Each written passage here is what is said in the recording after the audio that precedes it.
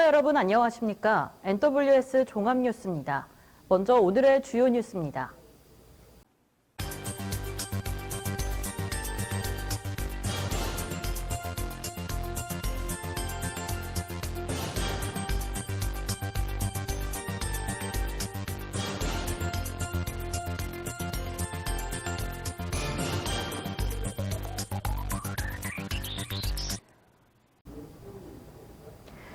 구리시는 지난 24일 제1회 구리시 청소년 성문화센터 운영위원회 회의를 개최했습니다. 구리시 청소년 성문화센터 운영위원회는 청소년 교육 관련 공무원, 보건의료 분야 전문 지식과 경험이 풍부한 사람, 학생 보호자 등 9명의 위원으로 구성됐습니다. 이날 회의는 신규 위원 위촉장 수여, 2024년 구리시 청소년 성문화센터 민간위탁 운영에 대한 성과 및 2025년 사업계획 발표와 질의응답 순으로 진행됐습니다. 운영위원회는 최근 인공지능 기술을 이용한 딥페이크 범죄 등이 증가함에 따라 디지털 성범죄 예방 교육의 중요성을 강조했는데요. 또 학부모 대상 교육 강화와 건전한 성장 지원을 위해 프로그램 및 교구의 지속적인 연구와 개발을 주문했습니다. 백경현 시장은 참여해주신 운영위원회 위원분들께 감사드리며 수탁자인 글로벌 바른가치 연구소의 전문성을 토대로 아동 청소년이 건강한 가치관을 갖고 올바르게 성장할 수 있도록 운영에 만전을 기해 주시길 바란다고 말했습니다. 구리시에서는 지난 25일 수택이동 새마을부녀회 주관으로 사랑의 밑반찬 나눔 봉사를 실시했습니다. 사랑의 밑반찬 나눔 봉사는 수택 이동에 거주하는 저소득 이웃들에게 새마을 부녀 회원들이 직접 만든 반찬을 전달하는 행사입니다. 이날 회원 20여 명은 소고기 뭇국, 계란말이, 오징어채 등 각종 밑반찬을 정성껏 만들어 수택이동 맞춤형 복지팀을 통해 저소득 30가구에 전달했습니다. 한무옥 수택이동 새마을 부녀회 회장은 우리가 준비한 밑반찬 나눔 행사가 이웃들에게 조금이라도 도움이 되길 바란다고 말했습니다. 표영실 수택이동장은 참여해주신 새마을부녀회 회원들에게 진심으로 감사드린다며 앞으로도 기관단체와 함께 소외된 계층에게 도움이 될 수 있는 다양한 행사를 기획하겠다고 전달했습니다. 수택이동 새마을부녀회는 앞으로도 삼계탕 대접 등 다양한 행사를 계획 중이며 이러한 활동을 통해 소외계층에 대한 봉사를 실천할 계획입니다.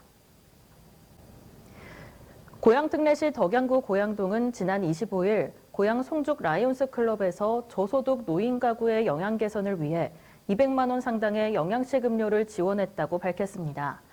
후원품은 영양적으로 균형 있는 식사 준비가 어려워 영양 개선이 필요한 저소득 독거노인, 노인 부부 가구에게 고양동 찾아가는 복지팀이 직접 방문해 전달할 예정입니다. 고양 송죽 라이온스 클럽 박미자 회장은 고품질 영양식을 후원함으로써 나눔의 가치를 실현할 수 있어 기쁘다며 앞으로도 저소득층과 취약계층을 위한 이웃 돕기 활동을 이어나가겠다고 말했습니다. 장재영 고양동장은 고양시 여러 곳에서 저소득 가구를 위한 다양한 나눔 활동을 펼쳐주고 있는 고양 송죽 라이온스 클럽 회원님들께 감사하다며 소감을 전했습니다. 고양특례시 일산서구 주요 밀동 지역사회보장협의체는 지난 25일 협의체 위원을 대상으로 치매 파트너 교육을 실시했습니다. 이번 교육은 치매에 대한 이해와 인식 개선을 통해 지역사회 돌봄 역량을 강화하기 위해 마련됐는데요. 치매 파트너란 치매에 대한 올바른 지식을 바탕으로 치매 환자와 가족을 이해하고 배려하는 지역사회의 동반자를 의미합니다. 이날 진병철 일산 서구보건소 치매안심센터 주무관이 강사로 나서 교육을 진행했으며 치매 원인과 증상, 치매 환자와의 의사소통 방법, 치매 환자와 가족을 위한 실질적인 지원 방안 등을 설명했습니다. 또한 치매 파트너로서 지역사회를 위해 실천할 수 있는 구체적 방법을 공유하며 위원들의 적극적인 참여를 독려했습니다. 이권재 주협 일동장은 이번 교육이 치매에 대한 올바른 이해를 돕고 협의체 위원들이 치매 환자와 가족을 위한 든든한 지원군이 되길 바란다며 앞으로도 복지 관련 교육을 지속적으로 운영해 촘촘한 돌봄 체계를 구축해 나가겠다고 말했습니다. 김동연 경기도지사가 여주 위성센터에서 기후경제 비전을 선포했습니다. 김 지사의 비전은 기후경제 대전환 3대 전략에 담겼는데요. 김 지사는 기후위기는 대한민국 경제의 위기라고 진단하면서 기후위기 대응에 실패하면 매년 성장률이 0.3%포인트씩 떨어지고 2100년에는 GDP가 21% 줄어들 것이라는 한국은행의 분석 보고서를 인용했습니다.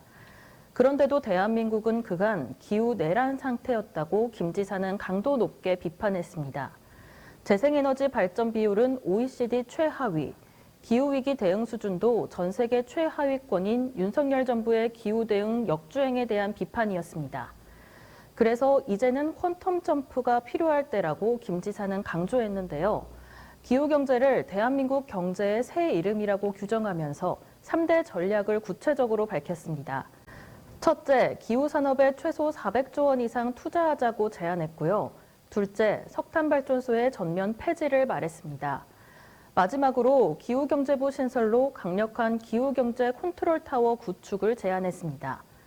김 지사는 발표 이후 한화시스템, 루미르, 레인버드지오, 한국항공우주연구원 관계자 및 한국항공대학생 등과 기후경제 및 위성 등을 주제로 간담회를 진행했습니다. 간담회에선 기후위성과 관련해서 중앙정부가 하지 못하는 일을 경기도가 견인하고 있어 매우 존경스럽다라는 말 등이 나왔습니다.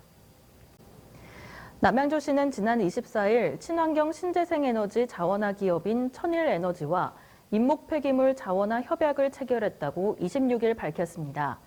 이번 협약은 남양주시에서 발생하는 임목 폐기물인 미이용 산림 바이오매스를 친환경 재생에너지인 목재칩으로 무상 재활용하기 위해 추진됐는데요. 이를 통해 폐기물 처리 비용을 절감하고 친환경 에너지 활용을 확대하는 자원 순환 체계를 구축할 계획입니다. 협약에 따라 시는 공원 녹지 가로수 관리 과정에서 발생하는 연간 약 500톤의 임목부산물을 천일에너지에 제공하며 천일에너지는 단순 폐기되던 임목부산물을 목재칩으로 재활용하게 됩니다.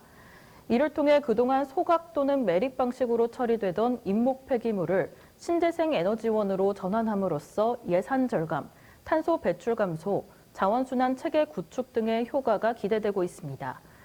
특히 시는 약 1억 5천만 원의 처리 예산을 절감하게 되며 공원 정원 관리용 우두칩을 무상으로 일부 지원받을 예정입니다. 바르게 살기 운동 남양주시 협의회 다산이동위원회는 지난 24일 주민센터 대회의실에서 2월 원래 회의를 개최한 후 황금산 및 주민센터 주변에서 산불 예방 캠페인을 전개했습니다. 이날 원래 회의에는 강호갑 다산이동장을 비롯해 다산이동위원회 위원 20여 명이 참석했으며 2025년 연간계획 등을 공유하는 시간을 가졌습니다.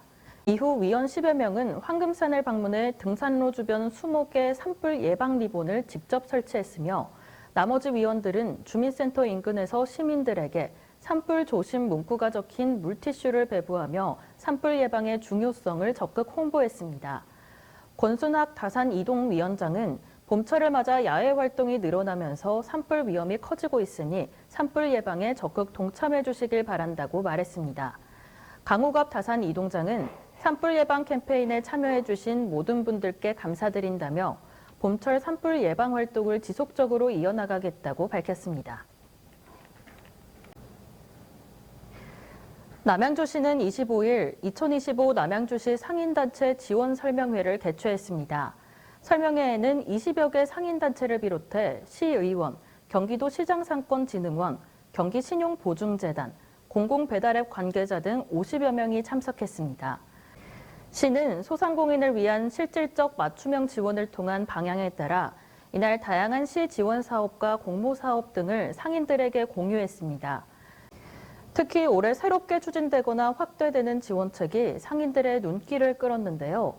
맞춤형 사업인 남양주형 상권 활성화 패키지 지원을 비롯해 이웃사촌 상인회 확대 지원, 남양주 사랑 상품권 충전 한도 상향 등입니다.